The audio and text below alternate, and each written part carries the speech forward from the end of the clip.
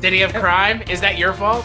Are you taking responsibility for City I am of Crime? not. You know what? I know we're just doing the, hey, we just dropped in on our narrators. Hey, like in everybody. mid-conversation. No. Hey, everybody. I'm here to discuss Bless the Beasts and Children. I will give tiny little just a modicum of shit, just a little tiny bit. Who, to me? Movie. No. Yeah, no. I promoted the shows on my newsletter. I did. I And saw you that. said nothing. You said nothing. Listen, I'm sorry, but I've been in a weird place, so I'm not reaching out to everyone and saying everything that I like of it. He's been in the upside down. He's been in the upside down. So, Chris, what do you think Joe Pesci would say to Father Malone? Come on now. Eat out my ass. Treat all the girls like trash. Yeah, bitches. Bitches like to Nash. Was it with Steve Nash? They like to get it on with Kevin Nash. There's no mention of corned beef hash.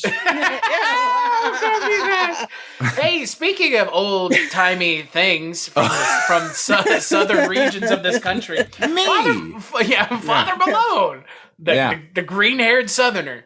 Father Malone, what in God's name were you thinking when you suggested this movie? That this is one of my favorite movies of all time. I have never heard you talk about this movie before. And I like to get the word out sometimes on it. I don't talk about it as much because it really is kind of hard to find. I found it the same evening you told me you wanted it. You literally found it. Listen. If you're legally trying to procure this movie, it might be a little legal. I don't know what are you talking about? Pirate.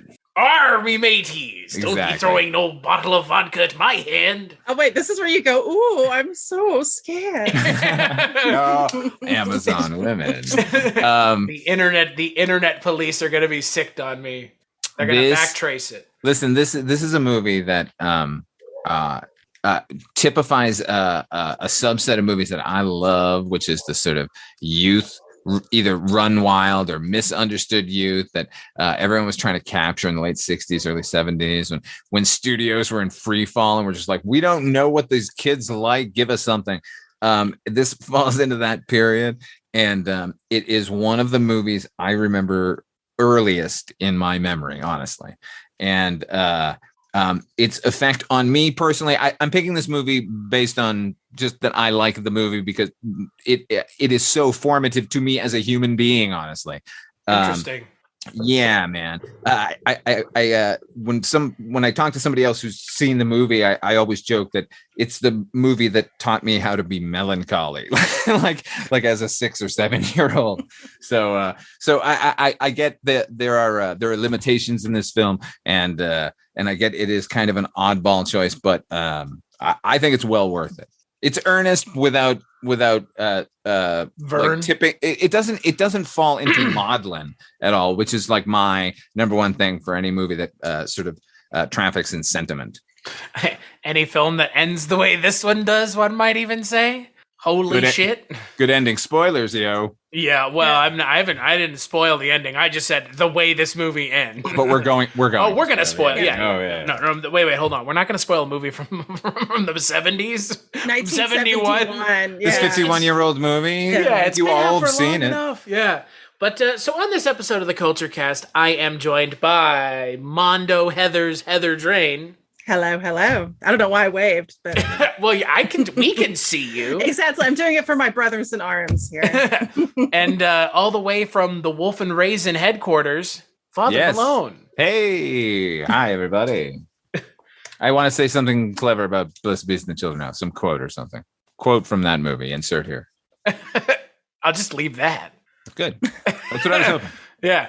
And on this episode, we're going to be talking about Bless the Beasts and Children, a film that has nothing to do with anything we're talking about this month.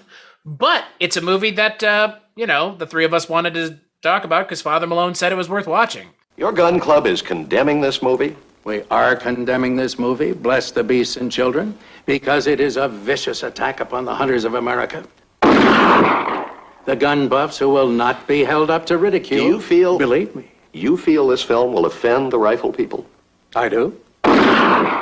Just because we like to shoot a few buffalo now and then. Wouldn't slaughter be a better word? This is Bill Mumy, one of the stars of Bless the Beasts and Children. Is this film based on fact? Well, Listen, right now in Arizona, for $40, you can have the thrill of ripping off an American buffalo. We show this in the film. Man, they don't have a chance. I thought the buffalo were an endangered species. well, they're sort of endangered. These bleeding hearts are the idea that shooting a game animal is like shooting something that thinks and feels. We call this the Bambi syndrome. Mm-hmm. Sure, the ecology freaks would probably go for it, but I wouldn't let my kids see Bless the Beasts and Children. Not unless I wanted them to grow up hating guns. Look at that. Absolutely. Yeah. This is like a bonus episode, dude. Just look at that. There you go. This is a bonus episode, is that what you're saying? This is just crowing, if you will. Crow. Yes, I crowed. Yeah, no, this is going to be a bonus episode. This is a bonus episode, but not a Patreon one, just one to listen to. Oh, so, we're not worth money. Okay, fine. Okay. I mean, you are worth money. Where are you getting this information from? Well, I mean, we're all artists, so we should be used to being paid in glory anyway. Right, yeah. Paid in the idea and the expectation of these things. Yes. So we're going to be talking about Bless the Beasts and Children, a film from 1971 that I had never seen. Father Malone clearly has seen and talks all about, he just did, why he wanted us to watch it. So that leaves us with Heather. Heather, had you ever seen this film before? I hadn't. I'd heard about it, but I never really sought it out or, seeked it out. But because I have a very movies starring child protagonists, I tend to not seek out, even when I was a kid. So I went into this kind of a little bit like, like I was kind of curious. And of course, I trust Father Malone. His taste is impeccable. But I was curious. Likewise. And I noticed Bill Mummy's in it, and I love Bill Mumy. But for reasons that most people probably don't, but they should associate him with, which is of course Barnes and Barnes. 100%. Yeah. No, I love Barnes and Barnes. I literally actually had a guy, a friend of mine on Instagram, write to me like 10 minutes before we started recording about like Barnes and Barnes. Like he's like, you need to do a Barnes and Barnes book. Because I had a dream a few years ago. Yeah. 6 months ago, I was on a trip in Boston and found a 4 fish heads that was shaped like a fish from the original pressing, which I now have at the house. Yeah. Yes. Oh, that's beautiful. That is beautiful. I don't have any Barnes and Barnes vinyl except for their newest album. I do have the newest one, but I need to get some vintage stuff. But anywho, and the first 20 minutes of this film, I was kind of like, like there's some tonality, kind of total whiplash things going on. But as it progressed, I was like, no, this is really great. Like the child actors are all actually really good. They're not annoying. They're not Kennys. For any of you Gamera fans out there, will know immediately what I'm saying there. And the fact that like this film, it's kids, things for kids in the 70s did not give a fuck. Okay. Like they really, boy, that might be the best way to describe this movie. Yeah. They just don't give a singular fuck. And it's not even just, because this was based on a book by, I have my note card here, Glendon Swarthout. Yeah. I hope I'm saying his Swarthout Realty. Well, I have not read this book, but the thing is, like a lot of like young adult books from the 70s and even 80s, like had like sort of an honesty about them. Like a lot of times you see those are the same of the books that try to get people try to get banned because they were like, talking straight to kids and being honest with kids and being like, you know what? Yeah, life sucks sometimes. Life, it's not talking down to children and being like, like an after school special. It's more just like, this is reality. Yeah. This is the reality. And I mean, to me, that shows respect. And I mean, some of the young adult books I connected with as a kid were by authors who did that, who were able to kind of bring like a sense of truth. Because being a kid sucks. Growing up is hard. It really, it is. And I mean, even if you have some people have worse childhoods than others. But but it's hard. You're hormonal, and it's awkward, and and especially if you are a misfit like these kids, which I'm sure. I mean, I certainly was. I think most of us. I was about to say misfits, like all of us. All three of us. Oh, certain. Oh, I'm just saying all of us. Probably even the people listening to this. Like, yeah, right. And like the true definition of like a misfit and an outsider, where you're so socially fucking inept that like nobody wants a piece of you. But then you find all the other people that are socially inept too, and you're socially adept together. Exactly. That's the trick. We're well-adjusted maladjusts, and I love it. Yeah, but it's God, no, it hits hard, and I think anything dealing with childhood and adolescence should, And I loved it. I'm so glad you recommended it, because I honestly, fantastic. I thought everyone was gonna hate it. No, oh my God, get the fuck out of here with that nonsense. No, for real. What? I don't even understand what there would like. Aside from some pacing stuff, I'm not sure what there would even be to dislike about this movie. The pacing stuff. That's it. Yeah, pretty much. As far as I'm concerned, I think maybe that the Lolly number 2, the younger one, he suffers a little bit from Disney kiditis. Yeah, in his performance. So yeah. It's a little precocious, get fucked kid actor nonsense. I'm like you, Heather. I do not search out child actor anythings. I'm one of those people that thinks when they put children in movies, kind of fucks them up. Yes. Oh well. Like the Mummy and the Mummy. I know the Mummy Returns is not a great movie, but the Mummy Returns is a significantly worse movie because it has a child actor who you spend half the movie with. That child actor went and did nothing else because he was not great. It's like the Phantom Menace, right? Like that movie is one of the problems with that movie is the child actor, and Jake Lloyd has his own problems. But to Heather's point, like I don't watch these kinds of movies for the most part because child actors tend to be child actors. I mean, they don't have a lot of range. They just tend to not, and that's not a condemnation of anything. They're kids, for fuck's sake, right? Like, 9 times out of 10, like you just need to find the kid who is that person. And I think they achieved it here. I thought Spielberg was very good at that, like just finding natural kids who just can talk and be normal. And I think you get a lot of that here. You were getting that a lot in the 1970s. There were a lot of kid-centric movies because people started figuring out that teenagers were going to the movies. So could have called this movie Bad News Bisons, really. That's the thing. Like Bad News Bears is just a couple years afterwards. There was a movie called with Matt Dillon not too long after Over the Edge. Oh, Over the Edge is a classic. That is a stone cold classic. Fucking fantastic. Like and to your point from earlier, Heather, like that, like these, the sort of young adult novels that most of the good movies were based on from the 1970s.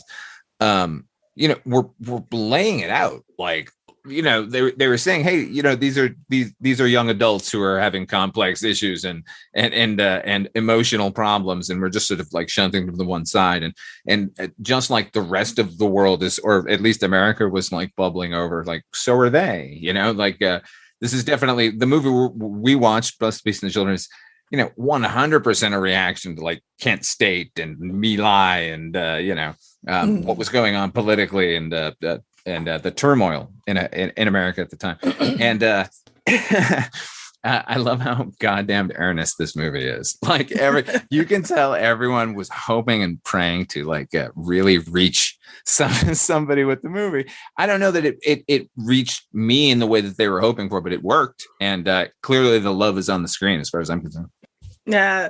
Well, and I think a lot of the truths, because I 100% agree. This is definitely a product of that time, but I think somebody could watch it now and it's like, which is kind of a sad state of affairs, of the fact that like, there's a lot of adults that still treat kids like the adults do in this movie. I mean, you still have a lot of people that complain about, these kids nowadays, they're too woke, or millennials are ruining everything. Yeah, everybody's gets a goddamn participation certificate and blah blah blah. Just all this macho bullshit. It was so much better when we were having chamber pots filled with piss thrown at us. Wasn't that the golden age? Literally. Yeah, I like being made fun of for my weight.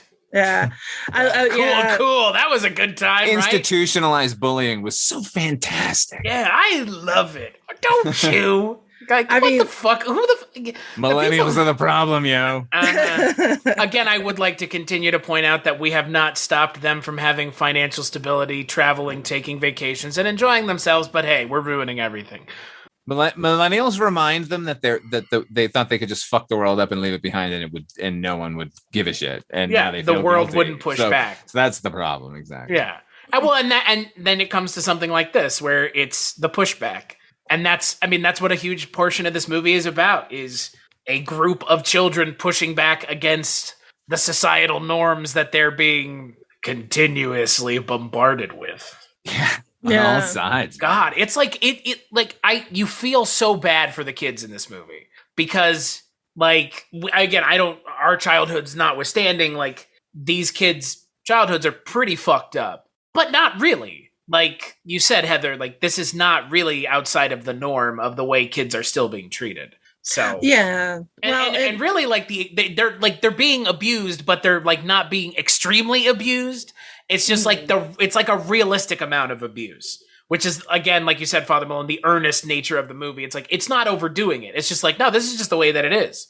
Like, yeah, very plain. Like, very matter of fact, and that's like almost scarier, like how matter of fact it is. Way more successful. And audiences at the time and today can just go, that's of course that's the way it happens when you you get a bunch of boys alone together. Like, they're gonna treat each other this way. Yeah, but then you have, like, the adults just being part and parcel of it. I mean, I remember actively, like, there was a teacher, like, when I was in junior high, that, like, there was this one kid that was bullied way more than even I was, and I was bullied, and the teacher actually laughed, and I just started thinking, like, what the fuck? Like, what, that's fucked up. And people wonder why school shootings happen, but I mean, it's like, you got to take care of people, and our society, especially, I think, the way boys are treated. I mean, there's gender issues on both sides, obviously, but this is a film about, young, some boys, not quite young men, but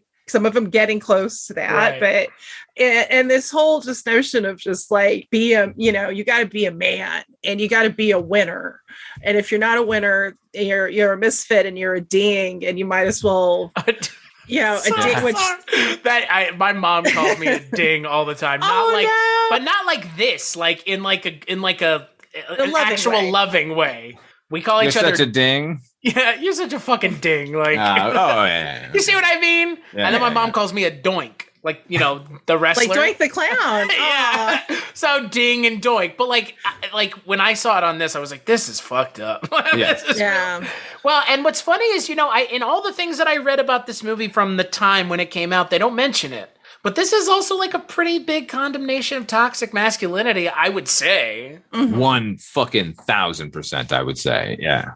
It's kind of strange to me to not see that being mentioned anywhere, toxic masculinity, because from the reviews at the time, there wouldn't have been any, right? Right.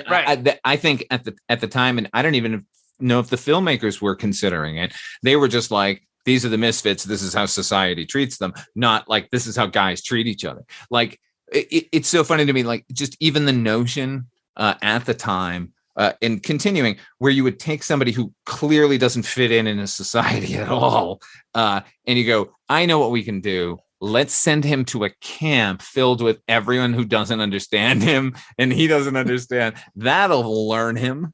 What? I don't get it. Yeah, well, and especially, like, that's the thing, is that you have, like, a generation, well, not generation, you just have kids in general in every generation where, the parents are like, they don't understand it, but you can tell that the parents don't even try. Like, they're just, like, even their own parental units are cut off from even trying to relate to their kids as human beings, like the counselors. And their parents and all the flashbacks. Yeah. Oh my God. The fuck. Oh. That stepfather for little, because they call him, like, what is it? It's like the Glazier kid, like Good now. But then he's also, and that poor little boy, that poor little beautiful blonde sensitive boy is his stepfather should be set on fire. Like his stepfather was a piece of shit, just calling him making fun of his bedwetting, which, hey, spoiler alert, any parents listening, making fun of your kids doesn't actually help them psychologically at all. It sure does not. It gets them right over it. Yes. That's why it really just toughens up the skin. It reinforces, makes it leathery. Wetting the bed, just stop that. Don't once consider why your child may be doing it. Just tell them to shut the fuck up. Maybe smack him in the back of the head. Like that. And call him a fairy. Yeah. Be like, oh no, he's saying if you keep, he's going to turn out to be a goddamn fairy, and this poor it's going to be your fault. Yeah, and because that's how homosexuality works, but except it doesn't at all. As a homosexual, I can agree with you. That is how it works. It's how it works. We only grew up in a society that indoctrinated us with heterosexual content, and yet us gays exist. Indoctrination doesn't work, folks. It doesn't. As somebody Father Malone's face. Did I just blow your mind? You're welcome. I don't understand. How does this work? The constant barrage of heterosexual iconography in every fucking direction? Like, no, hasn't turned all the gays straight? Yeah, I don't get this. Thank God. Is Cotton coded in this movie as well? Cotton seems. Well, Barry Robbins passed away from AIDS, and I believe was he homosexual or oversized? I don't know. I mean, I don't know. That I'm not saying he was or wasn't. I'm just saying the way his character was coded in this movie felt very intentional. You think Cotton was coded as gay? I think choosing that actor coded him as gay. That's what I think.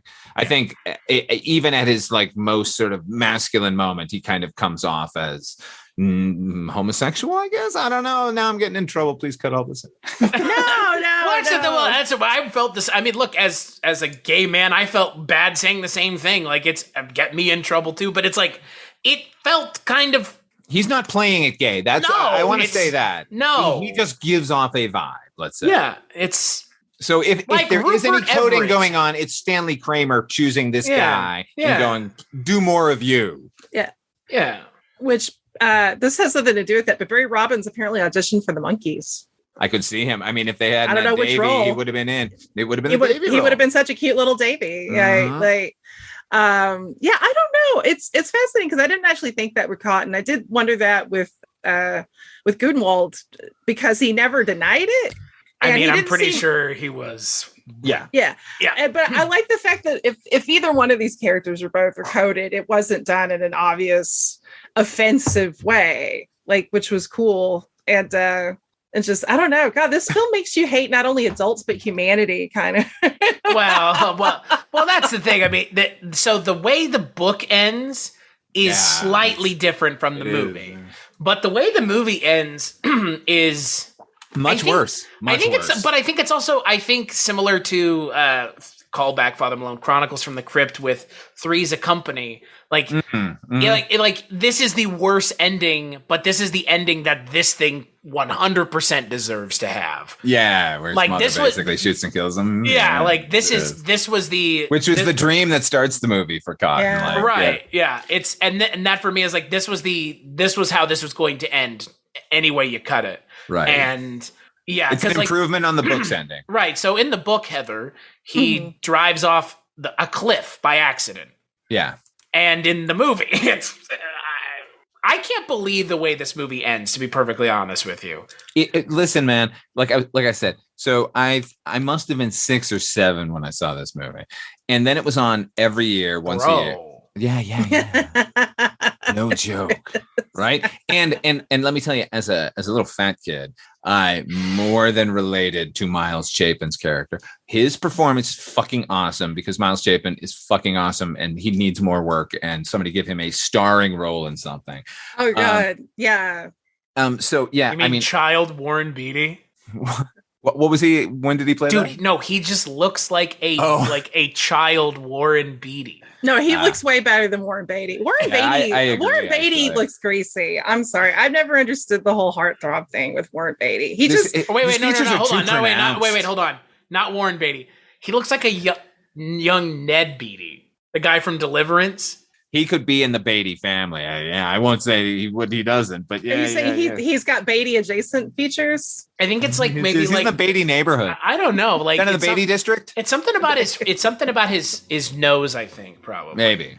But I just every time I saw him, I was just like, "This is just young Ned Beatty." That's all that. Like I couldn't. Oh wow! You couldn't convince me it wasn't Ned Beatty for whatever reason. Because like the Miles Chapin as a child actor is better than a lot of adult actors. Oh yeah, agreed. Yeah, he's the best actor in this movie, as far as I'm concerned. But with Bill Mumy sort of like right behind him. Oh God, yeah. Bill Mumy's character, the sort of JD delinquent character, like what it sort of had morphed into in the 70s was like the Matt Dillon character in Over the Edge, or in Bad News Bears, Kelly Leak. This is sort of what we were getting, and I like Bill Murray's performance in this movie is really the best. Like I as a kid, like aspired to be able to face down an adult the way he does. Seriously, in some of these scenes, man, holy God, that one scene in the diner with the guy like in his face, he never breaks. He's so fucking good. I don't know, what are we talking about? Bill Mumy. Bill Mumy's performance. Bill Mumy's performance. Taft, man, he's so fucking effortless, and that was kind of a treat because at the time.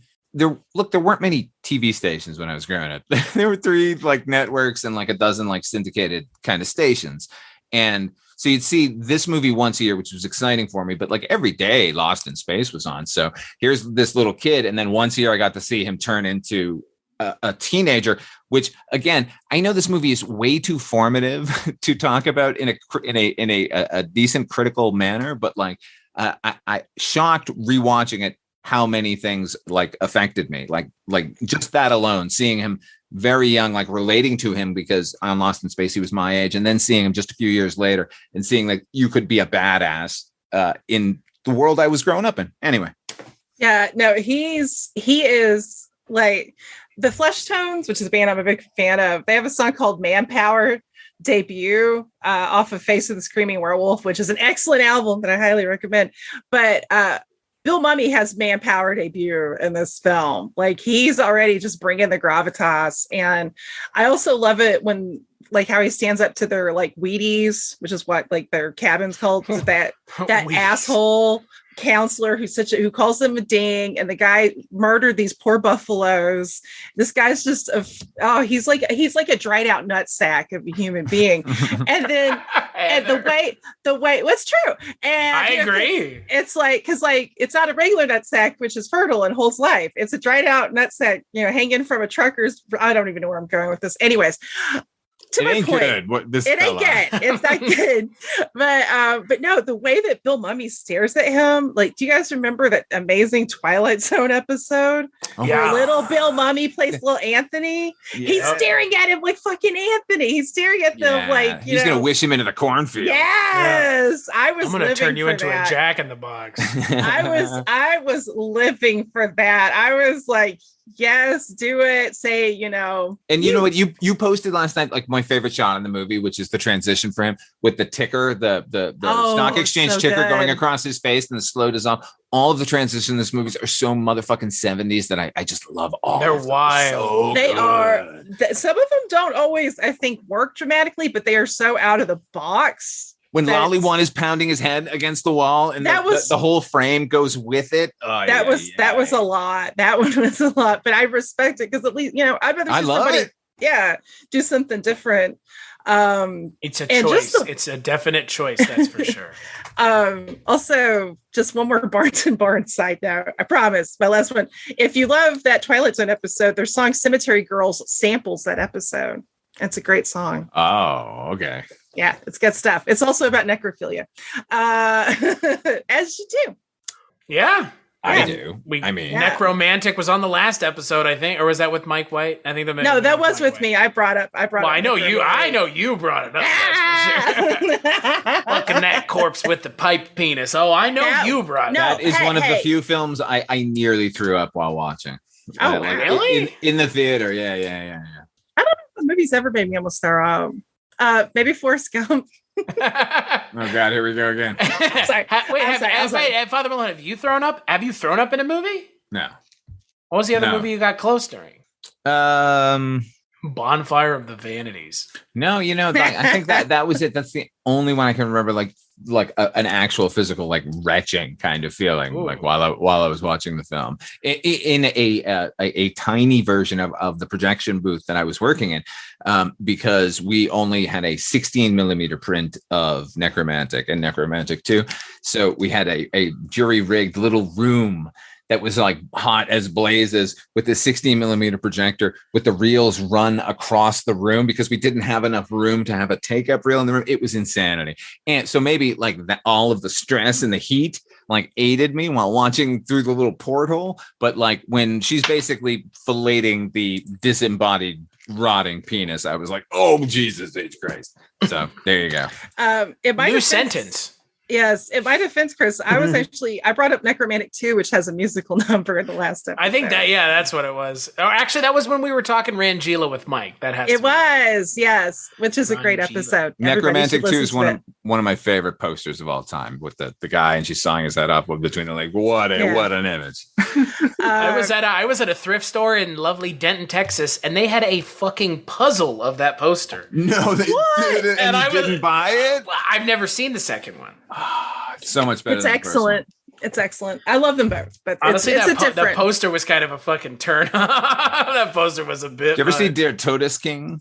Oh, it's brilliant. That's one of my favorite movies ever. His best movie, definitely. If I ever get a tattoo, I'd be tempted to get the little the crown. Yeah. But what the fuck are you guys talking about? Der Todeskind. Oh, wait, jinx. What is that? It's Jorg Buttgereit, who made Necromantic 1 and 2. That was I think he made it after the second Necromantic. He did, I believe. Yeah. And, immediately following, yeah. And it's brilliant. It's really brilliant. It's no fun. Oh no. But that's how I love. It's a terrible ride. That's why I love this movie. No. It's just not brutal for brutal's sake. No, I wouldn't say it's brutal for brutal's sake. It's an art film, and it examines just basically kind of suicide. Oh, fun! Oh yeah, it's a slog. It's worth it. Yeah, 95% of the movies I love tend to be no fun. It's like Texas Chainsaw Massacre. You should see it. You know what I mean? Like, sure, it's brilliant. Sure, like the Firefly trilogy. You got to see it, Chris. You got to see it. Chris. I watched those fucking movies. I subjected myself to that fucking 6 hours of insanity. So you don't have to. But you probably clearly already have, at least some of them, or all of them. I haven't seen the third one. Don't. No.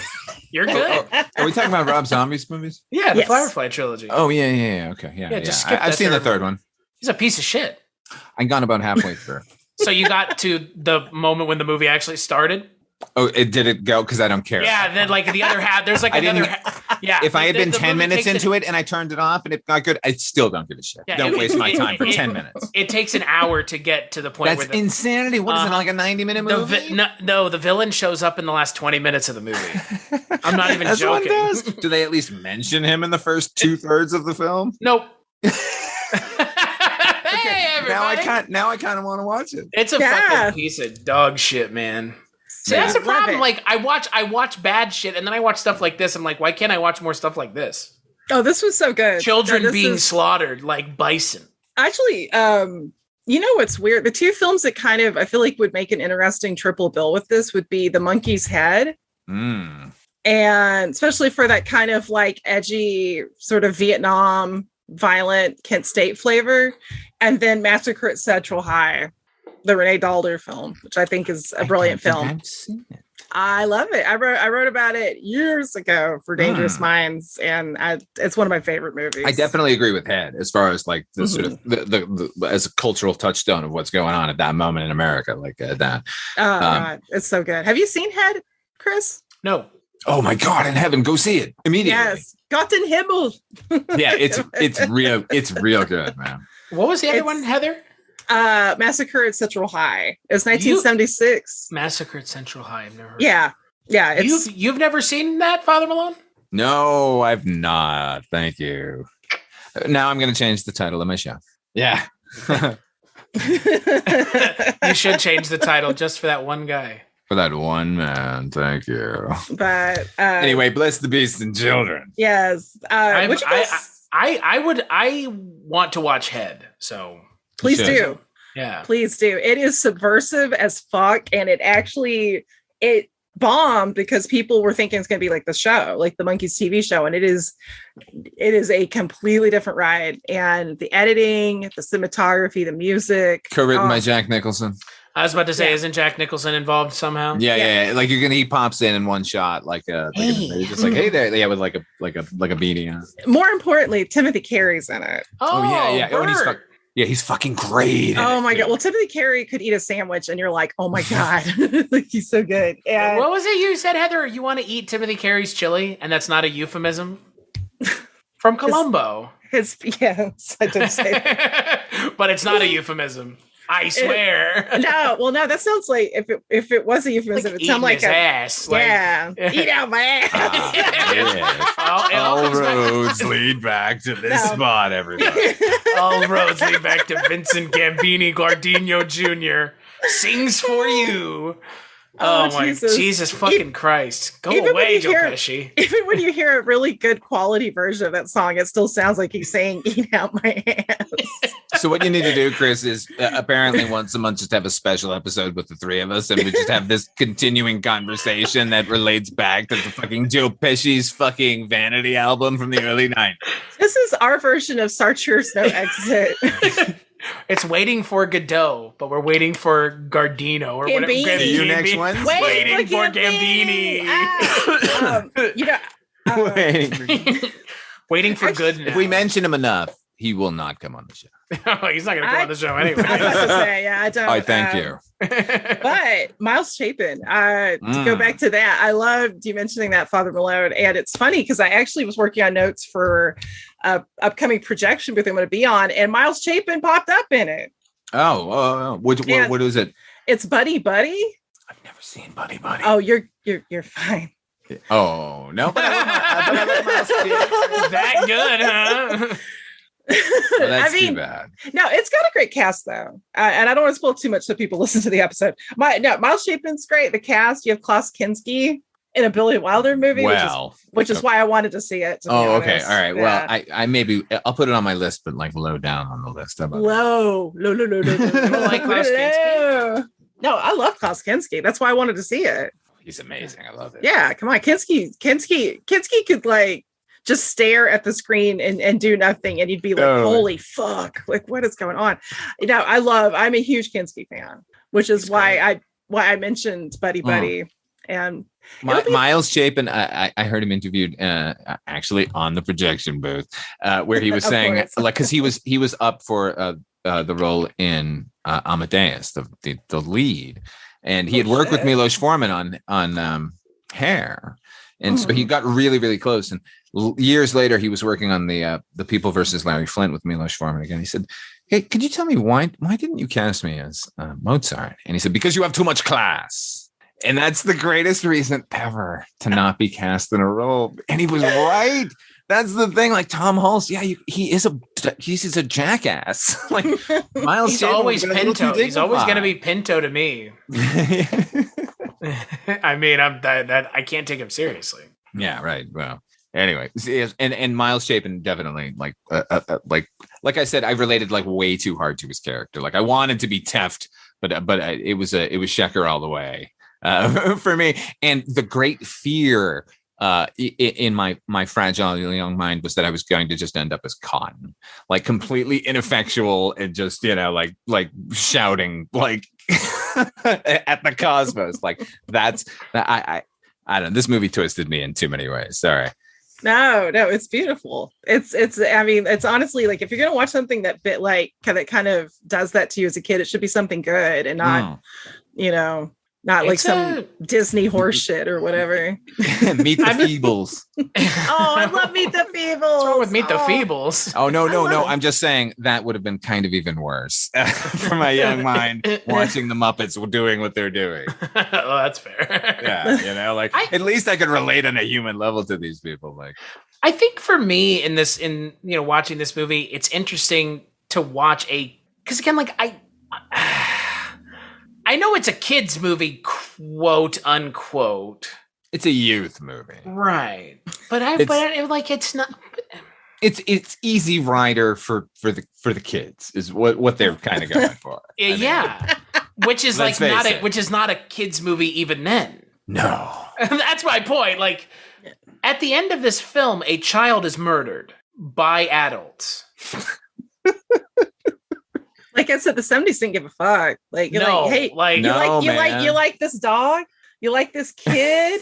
Don't get attached. No, so the bad's gonna happen. But that's reality. I mean, I think actually youth or like, because I used the term earlier, like young adult, because young adult always meant like books that were basically aimed towards teenagers and early adolescents. And I like that because it kind of gives you a little bit like, yeah, you're not a little baby kid anymore.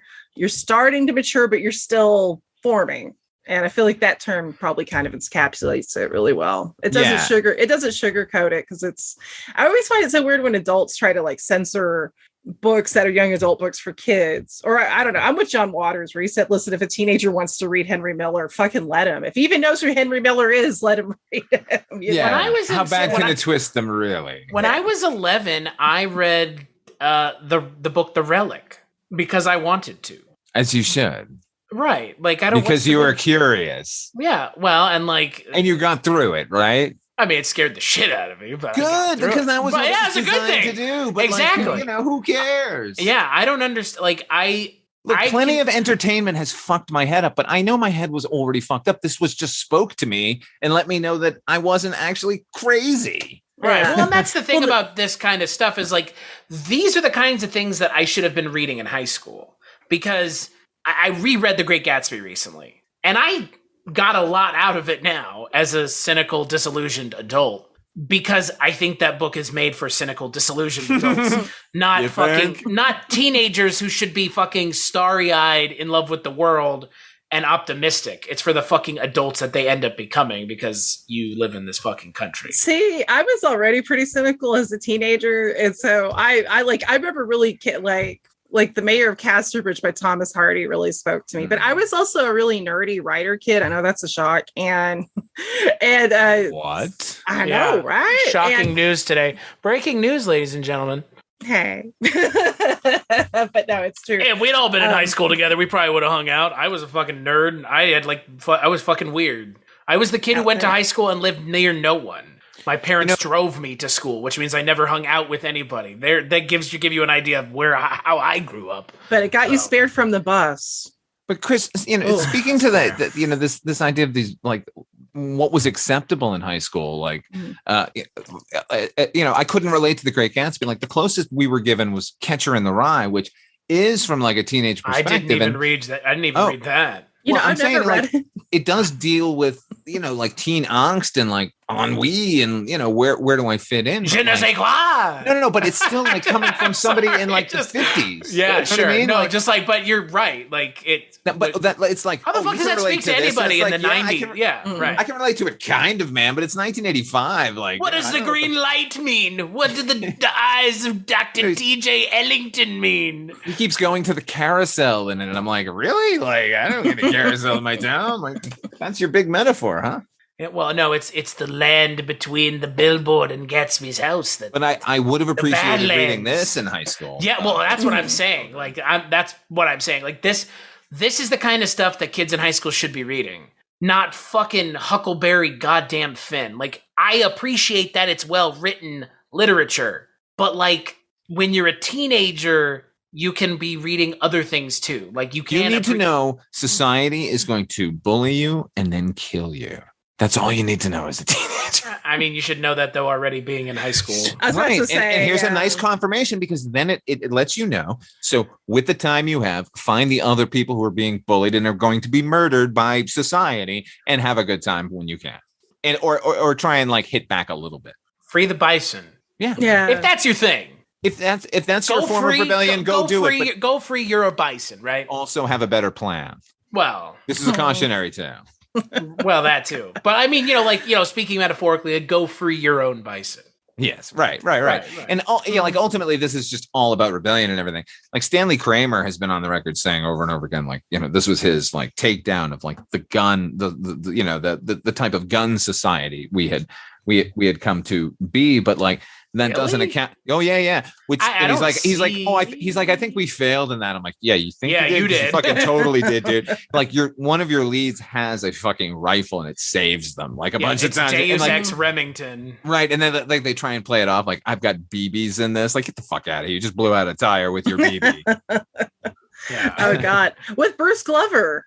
Oh yeah. Bruce Glover playing one of the like it got kind of creep, like just that's the thing. Creep chases a kid like that. Every adult in this movie is a horror show. And you know what's funny in the book when Taft sort of confronts Wheaty, it's because Wheaty is attempting to molest one of the bedwetters. Like that's what I thought. That's what I thought was going to be the thing because like they kind of made it seem that way in the movie.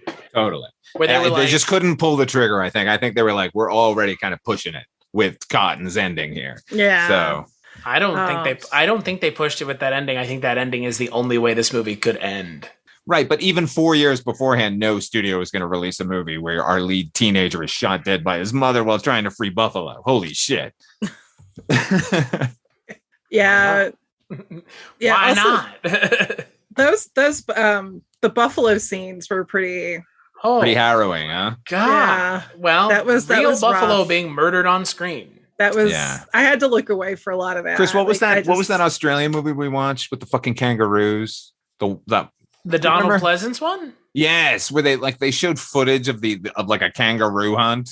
To point out its barbarity, but it was just shots of random like real life kangaroos being gunned down. Not down under, and that was more of that here. Yeah, Outback or back and round. I don't remember that. That feels like fucking Osborne. It was a while ago. That was a long time ago.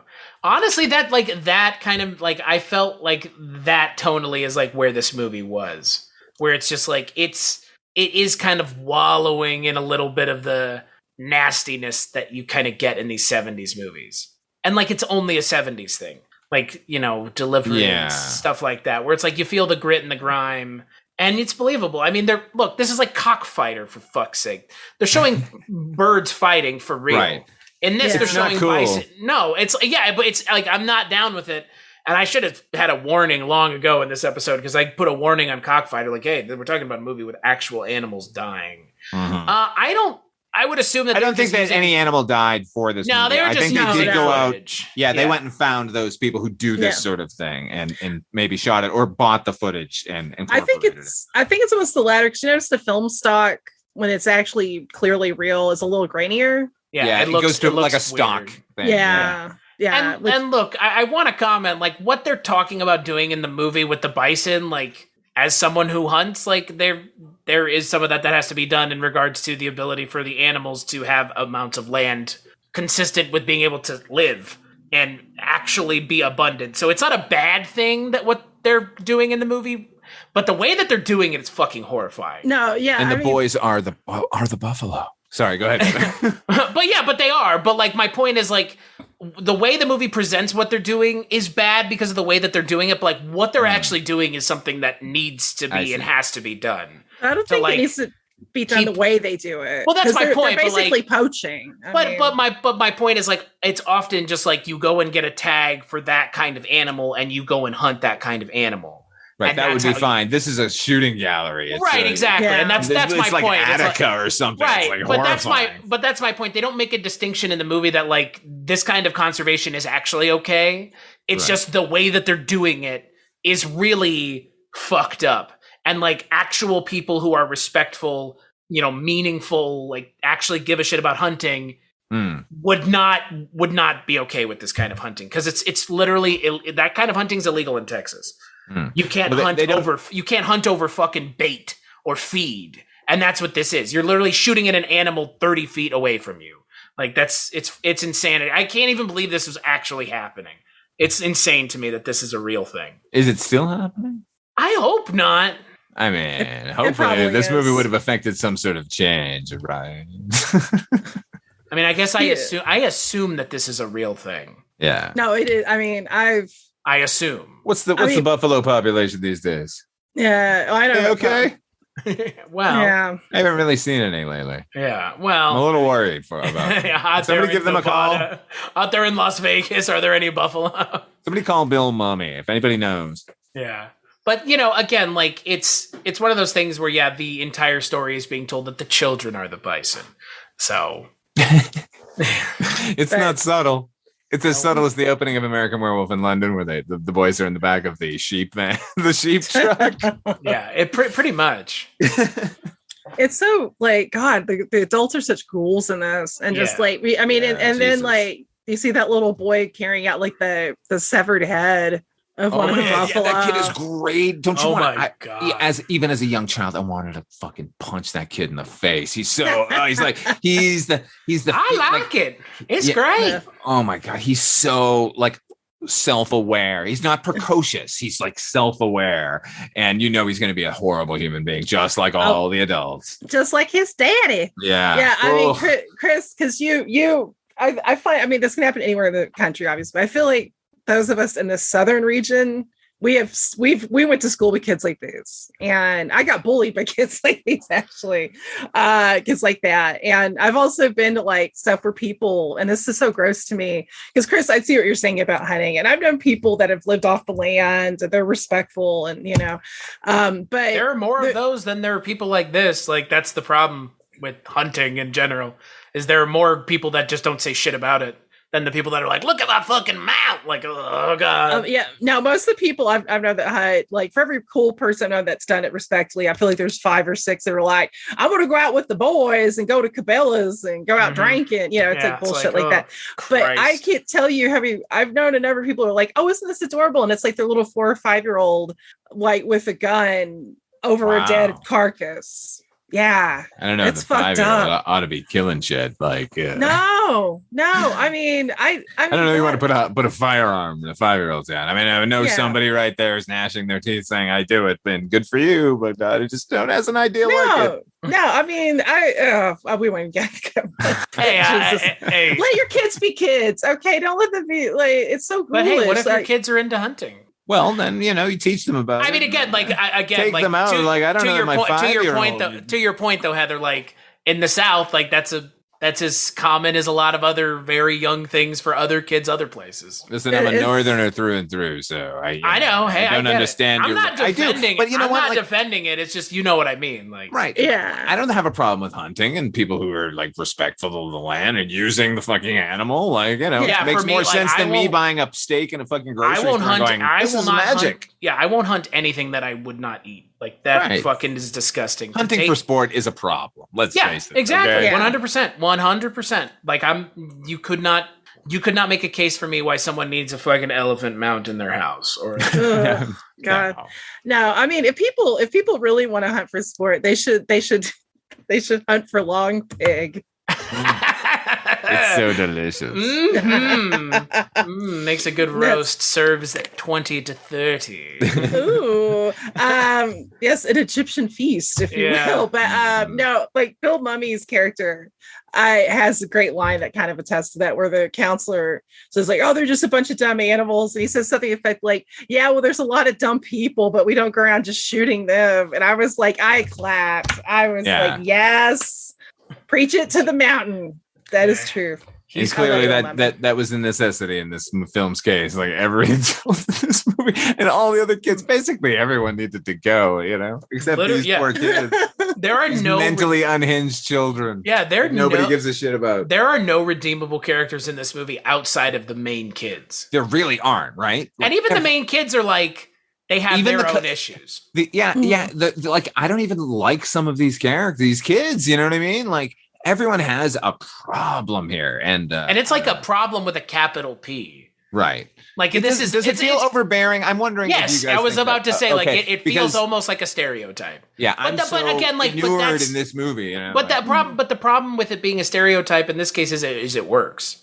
Like they're painted with such a broad brush that because they're all painted that way and everybody else is terrible, they somehow stand alone as like the semi halfway decent characters. I'm going to get us all shirts that say the Before Christ's on it. The BCs. We're going to be the BCs. You're going to, Chris, yours will say Dick Van. But, Richard Vane. Richard Vane. But it was the BC on the back. Dick Vane. Dick God, I Vane. forgot about Dick Vane. Wow. I don't know. I'm telling you, this is an unofficial series, guys. Dick Vane Dyke. Yeah. Oh God. I like to think any episode where you have the both of us is a bonus episode because it's like we're like the extra fun. There are some people that I talk to that every time we talk, it feels like the conversation has just picked back up again. Yeah. And there are some people that is not like that. And with y'all, that is the way it feels. Oh, yeehaw! Y'all. I'm just glad you guys like this movie, honestly. I like this movie a lot, but like it is like if I watched, I made a huge blunder with picking Elvis movies. I never said that. Okay. I'm not a fan of Elvis movies. I know. Not even Viva Las Vegas? No, I didn't see that one. Oh, I love you. Okay. What the fuck what did I watch? How are you Southern? King Creole. King Creole. That's a good one, man. Walter Matthau, fucking Caroline. Yeah, that was good. He's good in that one, man. He had promise. Like, he got fucked over by Colonel Tom Parker. You mean Tom Hanks? Yes, that's who I mean. I mean motherfucking Tom Hanks. In a fat suit. He's like the fucking lead in that movie. Like, I don't know a fucking clue. Let me tell you a story about Elvis as told through Colonel Parker. So Elvis's movie's not even about Elvis again? Spectacular. Just go back and watch the fucking John Carpenter Kurt Russell movie. Like, that's all you need for an Elvis movie. It's so good. Kurt Russell's so good as Elvis. God, get Elvis in this movie.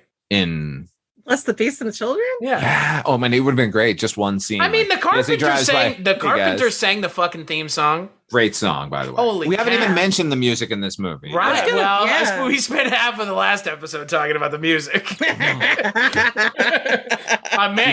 This movie's unassailable. That's a good song. And the score by Barry Dvorak is fucking great. To the point where, like, there's Cotton's Dream, the piece of music, 2 years later became the theme for The Young and the Restless, that fucking soap opera. But it's from this, you know? Yeah. Well, it also became, I'm trying to remember like the sequence of this, if it was before Young and Restless or after, but it also was called Nadia's Dream, and they played it over clips of Nadia Comaneci. Yeah.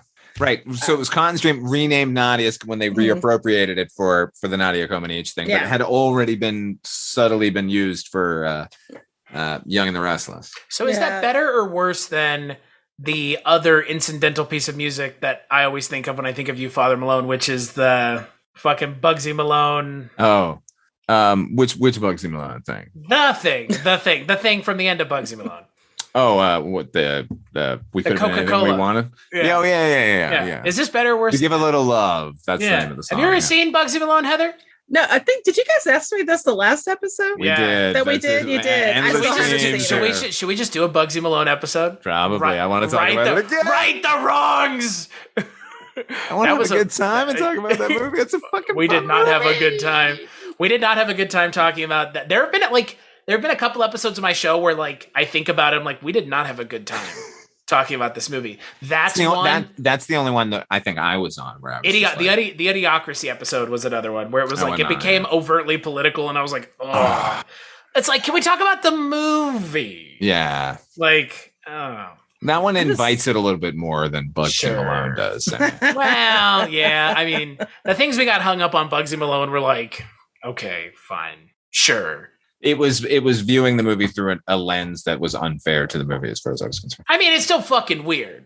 It is a bizarre fucking movie. Those are all assets. They're assets. They're fucking little kids lip syncing to adults. Written by Paul Williams, and they're shooting each other with Tommy guns to shoot pies. This is how he sold it to me the first time we ever hung out. The second time we hung out. How did it get made in a real way, not like in a fucking bullshit podcast where we make fun of it way. Like how did this movie get made? It's bizarre. We should have a podcast called How Does This Get Made? Yeah, let's do that. Oh God. We'd have to how this got made. Yeah. I think Up the Academy would be a great one for that list. Well, I was thinking about that movie today. Oh my God. I love that movie. Hey man, that's us putting up a fuss, kicking up a fuss. Oh my God. Actually, Chris, maybe it should be the next bonus episode. Me and Malone. What is it? Up the Academy. It was the mad. I think legit, you may be the only other person I've met, Father Malone, that really loves that movie. Because I unabashedly love that movie.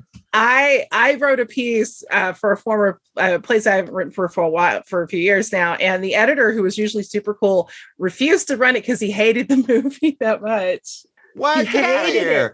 He hated it. No. And it wasn't like I wasn't honest in the piece about the flaws in the film. I was, but I find it a very fascinating film. And I think the things that work in it work really fucking well. And Ron fucking Liebman. Yeah, I took his name off. Yeah. But Ron Liebman's amazing in it. He's really good. He's the best part of it. With the fucking Iggy Pop number, like introducing him every time he walks in. The fucking well, it's like they have Street Hassle. Like what? Like the soundtrack is nuts. Yeah, the soundtrack is fucking great. I love that movie. Chris, we should do the movie. Yes. What's it called? Up the Academy. Mad Magazine's first and only foray into feature film production. Oh, I'd watch that. With a horrifying, like, prosthetic Alfred E. Newman at the beginning and end. It's fantastic. No shit. I had that image as my user icon for Skype for a while, and on a projection booth, Mike, and I can't remember who the guest co-host was. Both of them were like, Heather, your icon's creeping us out. Like, get legit. And awesome. This is the before times before we were on Zoom. Can you imagine ever doing this before Zoom? We did do this before. I know, but it's fucking weird to think for years. About. It's weird to think about. It's kind of weird to think about because, like, I enjoy seeing you guys a lot. I went home. I went back to my other place and changed because I knew we were going to be on. Whoa! I went and got this shirt. I mean, hey, Wolf and Raisin. And Heather has, we're wearing clothes because we knew we were going to be seeing one another. Not that we're doing anything with this. That's the crazy thing. Yeah. I even kept my necklaces on and everything. Yeah, Father. Yeah, unlike you, Father Malone, we're not doing anything with the recorded footage. It's so funny now when I'm recording, like Amber go, like, is this, do they need to see you? Like, oh, no, okay. Like, is this being like, do we need to set up a green screen? Like, is this a whole fucking deal? Or are you just going to talk? Okay, good. Yeah. Are you just going to, that's just talking. All they do is just sit and talk. That's it. Right. That's all you do is just talk. Why did they change the ending, you think? I think they changed the ending because I think specifically that was Stanley Kramer, and that is his comment on the gun industry. Like, I think he took this movie because it was this youthful sort of explosion kind of movie, and went in wanting to make a movie. And he said this himself. He wanted to make a movie about, the sort of gun thing, and like couldn't find a way to really shoehorn it in, like, and make it make sense. But the ending actually fits. You know what I mean? It doesn't support his theorem, but it overall just, I think, works better, narratively, right? Like, this is about them trying to stop people from doing this. I think it works narratively, but I'll be perfectly honest, I find the ending a little unbelievable because I don't think the adults would be shooting at the car. I don't think so either. It's like that, and that for me is kind of the weird thing about this movie is I liked everything about it, but the ending felt ridiculous. Like, aim lower. Like, those adults would stop shooting. They wouldn't even be shooting because now one of them murdered a child. Like, yeah, they're murdering bison and then killing a child. That's a huge leap. They do. As bad as the tires, right? Do what? They do. They'll shoot the tires. Right. They say and aim low. Yeah. They shoot. So that's all the cover they need. But I remember as a young child saying to an adult, "Why are they shooting?" And it's unbelievable. Being told because that's the way it is. Oh God.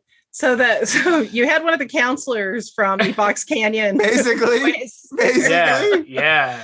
Oh God. Right? Like, am I right though? Like, that's well, something I thought, and let me know what you guys think, because I'm curious, because something that hit to me when I was watching it is part of it is that their first instinct is that this is also like economic, because that's the thing, like, people have to pay for the permit, they have to pay for the right, and it's to a lottery, right? Yeah.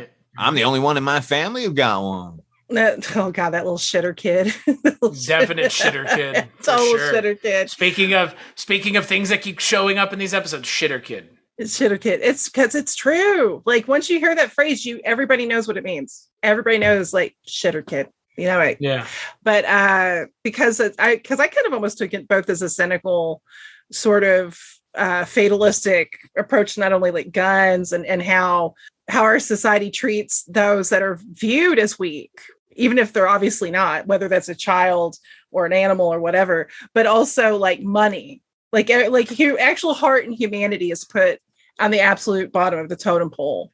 I maybe that's a really dark, that's a dark cynical take. But Sorry. no, in keeping with the rest of the film, honestly, right? Like, if they could have shoehorned in more horrible behaviors that were going on that needed to change, I think they would have. But like, at least Kramer was able to rein it back into this one coherent story. Yeah, I mean, I would love to see this film. Like, why is it available as DVD or Blu-ray? There's so many lesser films that have gotten like an absolute like top of the line restorations and releases. Like, why hasn't this one gotten? Where's the Criterion collection of this? Or the Vinegar Syndrome or Shout Factory, Kino Lorber. Yeah, I don't know. Again, this feels timely and topical, right? Even still. Right? Weren't we just talking about bullying? Aren't we always talking about bullying? And gun violence?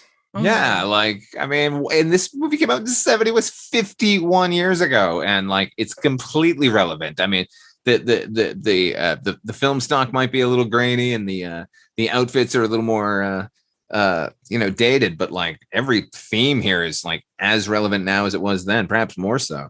Well, and even the title, I mean, right? Like, again, I feel like the title of this movie is pretty arresting. It just gets your attention. It's like the title's kind of like a heartbreak, just like this movie. Like, especially once you finish it and you go back and look at the title, it's just like, oh, like it just kind of hits you, you know? Cotton was set free. I always loved that it's Bless the Beast and Children, because in the song, Karen Carpenter says "Bless the Beast and the Children," and it confused me a lot. And something about not having that, not having the in there makes it better. It makes them more like they are the animals. You know what I mean? Like, right? It's conflating the children, like, and all of them, not the children, not these children. What about up and away? Oh God, up the people. I thought that was the most unrealistic thing, that all of these like young kids would be like so entranced with like this like Borscht Belt, right? Like Shecky. This is like Shecky Green's like little cousin, you know? Yeah, well, Henny Youngman, take my wife. Hey, take my wife. Yeah, fuck you, dude. Yeah, I was like, what fucking kids are gonna be into that? That's they just know they've seen him on TV. That's what it is, right? That's my favorite reaction to Henny Young. Fuck you, dude. Fuck you, dude. Take my wife, please. No. Fuck you, dude. I said say it from the back. Fuck you, dude. Ray Liotta turns around. We're sitting in front here. Lorraine Bracco. He set that table up just for him. It's true. It's true. It all comes back to Goodfellas. Oh God. Yeah, the sad thing is, like, initially I thought Stu's dad was going to be one of the better parents until you get Stu's flashback to where he flubs like his mitzvah. Yeah. Why are you doing this to me? Like, Jesus, dickhead. Oh God. Like, the line where he calls him "you little crumb" and "I had $1 million worth of talent out there," and it's like it's a mitzvah. This isn't him doing Shakespeare, you know? Like, yeah, how many clients out there? How many people? How many celebrities watching you? You embarrass me. That to me is like the worst. Oh, yeah, heartbreaking. It was like he just sometimes you blank, man. Well, and I mean, also just it's like to get that offended over like a religious ceremony. Kind of missing the point. I would think he should have just fed him some lines. Jesus Christ, he knows how showbiz works. I totally thought he was going to do that at one point where he's going to start mouthing, you know, but then he didn't. No, he was a butthole. So at that moment, he was just waiting for the ceremony to end so he could lay into him. Yep, he sat there waiting, biding his time. Yeah, getting angry. See, I think part of the reason why like Massacre at Central High would make a good pairing. I mean, you hardly see any adults in that movie, but the similar sort of feel of just like, this is what happens when nobody's there for the kids. Like a River's Edge. True. Or Lord of the Flies. Lord of the Flies, yeah. Or Stand By Me. Chocolate War. Have you guys seen the Chocolate War? Oh my God. Oh, that was my teenage years, and all boarding school with fucking, rich white assholes like plotting against you. I have no idea what you're talking about. The Chocolate War. It's Keith Gordon's first movie. It's from like 1988, I guess. It's about a boarding school with Jenny Wright's in it, and Ian Mitchell Smith, the kid from Weird Science, is the lead. Okay. Yeah. It's also based on a book, I believe. Yes, Robert Cormier's book. Yeah. It's about this kid who the school does this chocolate sale every year, and this like secret society of students, they give out punishments to kids, and this kid's punishment is that he's not going to sell any chocolate, thus raising the ire of the teachers at the school. And then they tell him to stop, and he's like, no, I'm not gonna, I ain't buying, I ain't selling your fucking chocolate. So it becomes this cause celeb within the kids and blah blah blah. Anyway, that's what the Chocolate War is. Too much? I've always wanted to see it. Now the trailer looks incredible. It's really melancholy and awesome and artfully made. Yeah. Does it have a child being murdered in the final frame? Yes. Really? Well, his spirit. Oh. Wow. Did you guys by chance look at the Wikipedia entry for this movie? I did. Oh, what in the holy hell was the synopsis for this movie?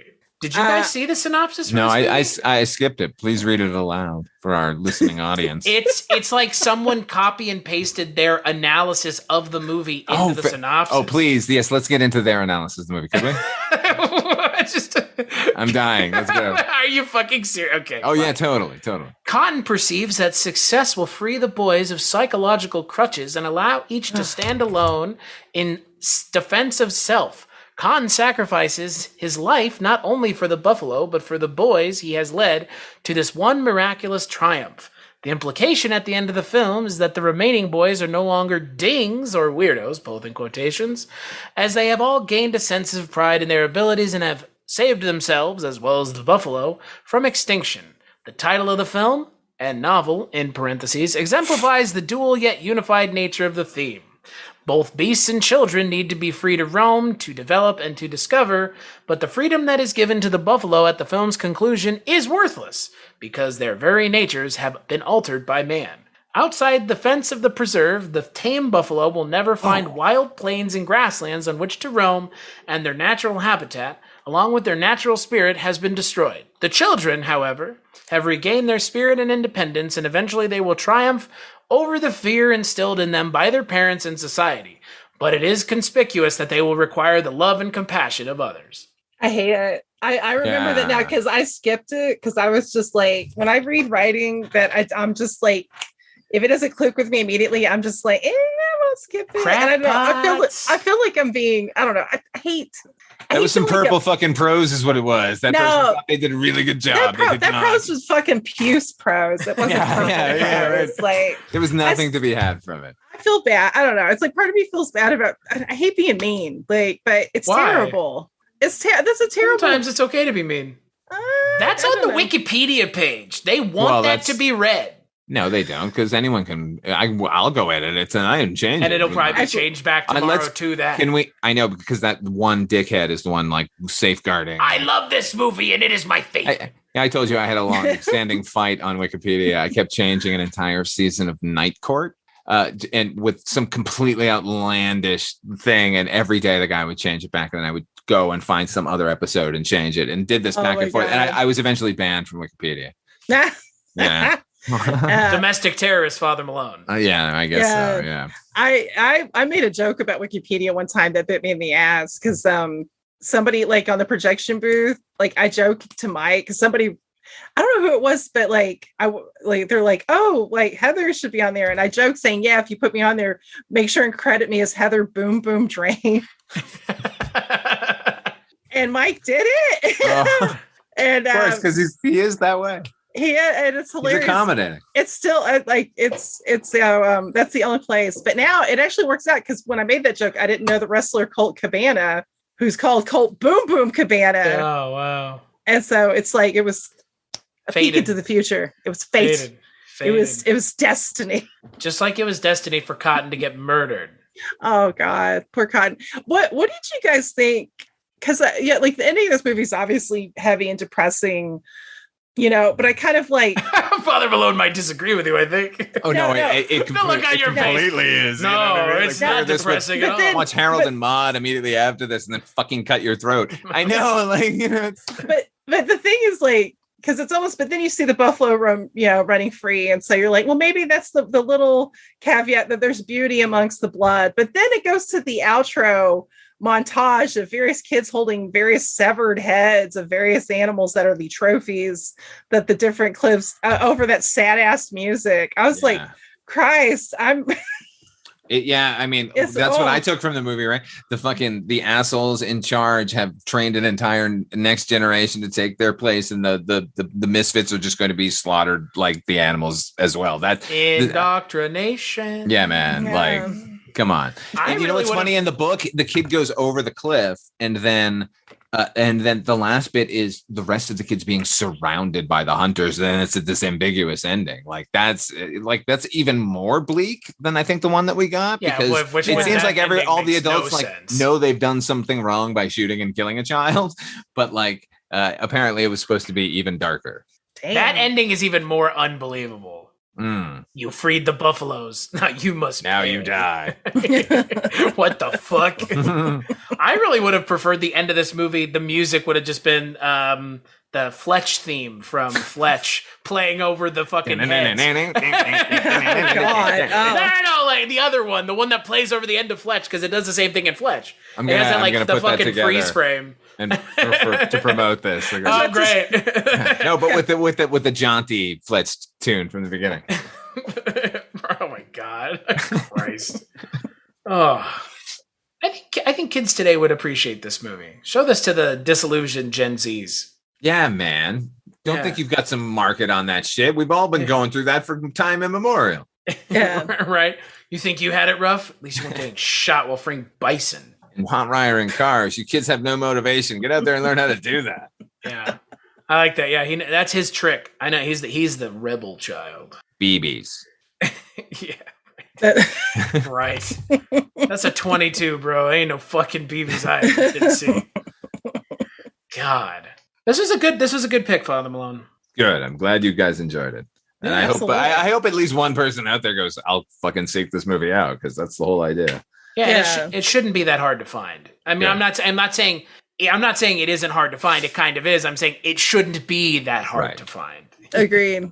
Wink, wink. Yeah. Hopefully somebody that is attached to one of those boutique labels hears this. Yeah, that'd be nice. Like, because I'd like to see a cleaned up, like really good version of this movie. Oh, sure. Yeah. Do you think the Carpenters connection is maybe what's held it back? Because I know music rights tend to kind of be a hitch for a lot of movies getting like properly released. I wouldn't think so in this case, because it was like obviously written specifically for the movie. Like I would imagine that the studio owns that song. So bless the beasts and the children. So good. It wasn't written by Paul Williams, but obviously should have been. Right. Well, everything. Right. Yeah. Everything should be written by Paul Williams. Also, I love how swanky you sound, Chris, when you sing Indoctrination. Like, you make it sound so like non-threatening, like Indoctrination. Hey, everybody. We got something for you. Yeah, I got something. I got a treat for you. Heather, final thoughts on Bless the Beast and Children. I think it's phenomenal. I think it's a powerful movie, and I think more people definitely should seek it out. I think somebody should make it definitely legally in print and available. But no, it's just one of those. It's from a time period where I think people were a little ballsier with being more honest about just kind of not just the darker side, but kind of just the more human side of growing up, and especially in a culture where I think.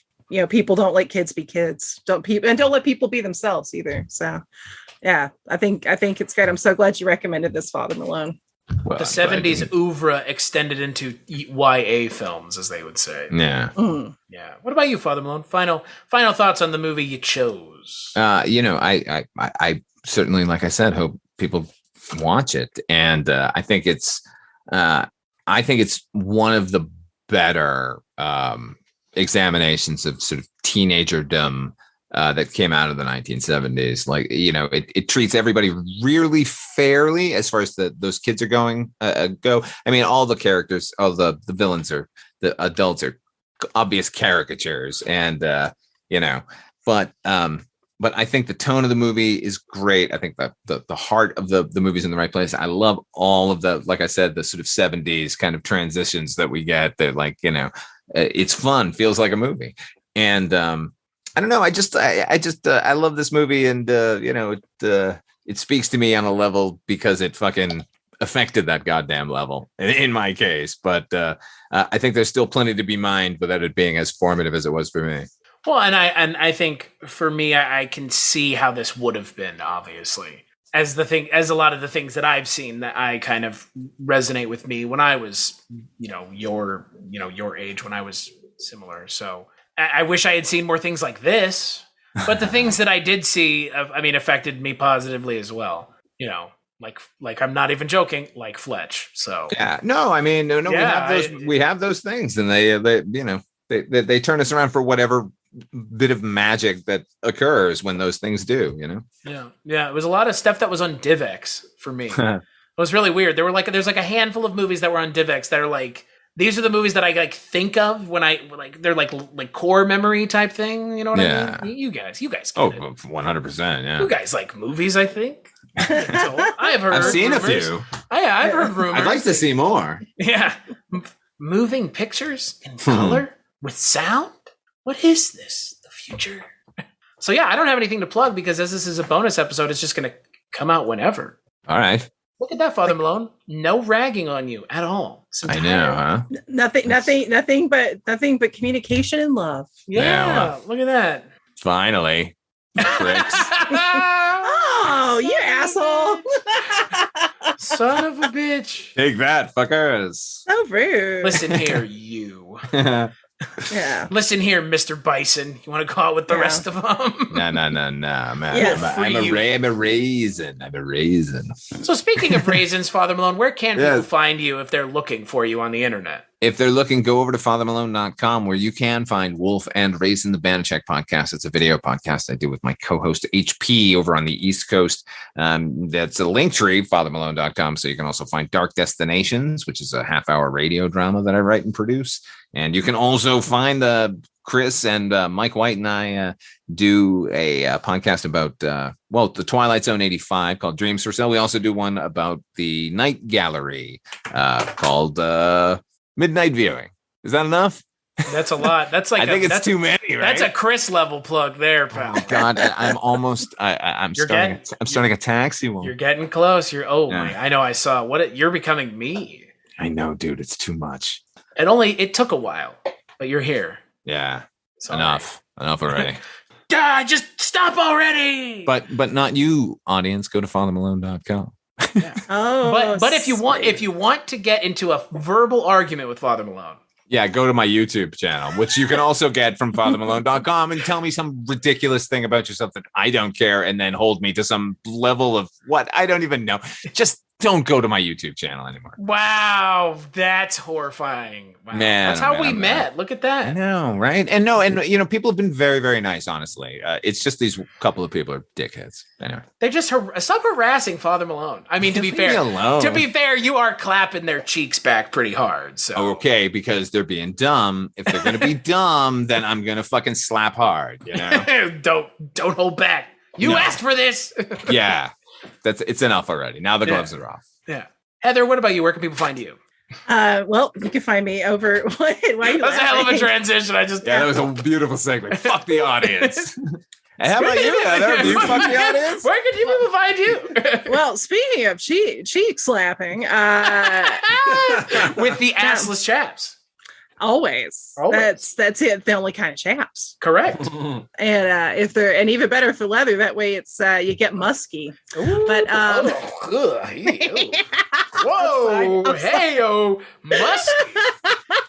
Got a little bit of that musk. I mean, doesn't that make you think like assless chaps makes you think of like kind of like a human musky scent mixed with brute? Oh man! No. Yeah, I got it now, and I don't want it. It makes me think of a humid night with Sam Elliott. Unfiltered like Pall Malls. Oh, yum! Sadness, and buffalo wings. What? Buffalo wings. Don't forget the lovely aroma of stale beer. Delicious. Is that? I do believe I detect a bitter note of Coors Light. Ooh, someone put on the Miller tonight. Ooh, it's Miller. Hey, the champagne of beers, yo. Yeah, it's the high life, baby. If it's Tom Atkins saying it's Miller time, I am down. I think we all are. I think it's Bill Murray saying it's Miller time, actually. Also down. Also. No, I'm not as down. Also fair. Yeah. Bill Murray does kind of look like a corpse, so. Well, and Bill Murray's be touching. He's doing naughty things. Mr. Murray. What are you gonna have a good time after, though, right? I don't think I like Bill Murray as an actor. I don't think he's worthy of a round trip ticket to Pound Town, is what I'm saying. Well. Round trip. Come on back for more. Yeah. My God. What about you, Heather? Where can people find you? Well, my name is I'm a respected film historian. I'm a journalist. I am a writer. God damn it. She is legitimately. I am. She's the only one who's a legit writer. You guys are pretty fucking. We are legit writers. Yeah. What is it? Who's calling you? Who's calling you? Who's calling you? That. We were at one point. Yeah. Who's calling you unlegit? I don't know. Nobody, but nobody's calling us legit either. Yeah. Well, Society, I am. man. Society just doesn't get us, man. I don't work with no fucking chuff. Okay. I work with the best. There we go. Well, I feel better I have already. been told we should do more of these episodes. Have you? By whom? By people who listen to this show. They should call me. They should call you. No, I don't know. Yeah. Here, call Father. Why? Yeah, call me. Have them call on air. Can we do that? Can we start doing that? Do this into a total radio show with like the Zoom morning crew? Yeah. Jesus Christ! No, I've got a jersey. No, it's Wolf and Raisin and Heather and DJ Dipshit. DJ Dizzy Dipshit. Coming at you, Dick Vane. Richard Vane. Richard Vane. Richard McCracken, and Richard Richards. Dick Dickards. Dick. Just a bunch of dicks on the morning zoo. Dick Zoo. Fella Zoo. And we have like a soundbite where it's a woman cooing, ooh, toxic masculinity, like that. Yeah. And then you hear like, Joe Pesci. Eat out my ass. You got to get it a soundboard. Yeah. Sit, to enforce the law. Enforce the law. Enforce the law. Oh my God. Oh. I don't know if you know this, guys, but the original script for Vultures and Beyond, Ibon was a soundtrack copy to Dragnet. Yeah, I knew that. See? City of Crime. That is. I don't like you guys. Lodged its fucking tendrils in my head. There is Twitter. I had no love for City of Crime. Oh Jesus! He's brought it up. You brought it up. You didn't have to address it.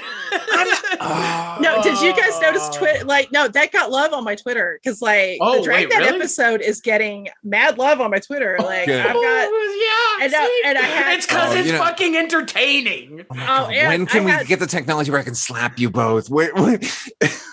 Oh, my cheeks or like reach through. No.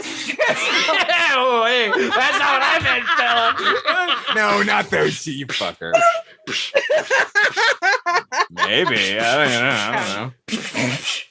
If we all really liked the movie, that's kill the beast softly. Ugh. Yeah, if they do, I'm going to make a prediction. If somebody does release this on Blu-ray, I don't think our commentary track is getting picked up. It should be. Hey, wait, I didn't get to. So cstasher.com. That's where you go for my shit. Whatever. Oh wait, I didn't get to plug. Oh yeah, plug yours, please, Heather. Go ahead. No, I'm sorry. Father Malone was too busy threatening violence on us. But now you can find me over at mondoheather.com. I am over at Twitter and Instagram under @mondoheather, and I have a Patreon. So if you're into my writings and whimsy and musical taste. Oh, here we go with the whimsy again. Mad whimsy. Places of whimsy. Places of whimsy. The killing fields. Pol Pot's killing fields. A place of whimsy. I mean, I would say that's too much whimsy, but Pol Pot had too much whimsy. That was his real problem. He was an individualist in the worst kind of way. That's Boy, wasn't he? To quote Odorous Sarungus in Have You Seen Me? I don't follow the crowd. But yes, no, and so yes, that's where you can find me. I hope everybody's enjoyed our descent banter. into madness. So I wouldn't have it any other way. So as I want to bring this episode to a close with the same question I asked you guys last time at the end. Porno parody title of this film. Oh no, not with this one. Oh my god. Well, yeah, but not with the kids. Mount the beasts and children. Oh God. Is that too much? Well. Look, man. You look. I here. can't help the darkness that exists in the world. All right, I'm just making fun of it. Oh, I got it. Oh, here we go. Ass Blast, the Beasts, and the Blossoms. Jesus, that's entirely too anal. Entirely. Oh God. Well, I didn't. I think for me it would just fuck the beast, but not kids. We swear. That sounds actually creepier than that. You don't fuck kids. I that's swear. like we are going to do it. Yeah. Sorry, Chris, that'd be like somebody go up to you and being like, "I don't have sex with animals," and you're like, "I didn't say you did." Like, why are you saying nobody's that? accusing you of this. Like, but we're not fucking the kids. Like, correct. And we're not mounting them. Father, I'm not like Kitty Fiddler. It's the implication, Your Honor. The implication. Oh God. And I guess until the next time. Rockula. That's our next episode. I think you forgot. It's on my calendar. No, I know. It is. Yeah, it's next week. We're recording this literally next Thursday. Yeah, like next week. Yeah. Oh yeah. So that's the next episode. So find it there in the future. Because right now that episode isn't existing yet. It will though. When will then be now? When they're listening to it, which is probably Soon. right now. Yes. Have they always been with us? Have they never been with us? Have you ever left?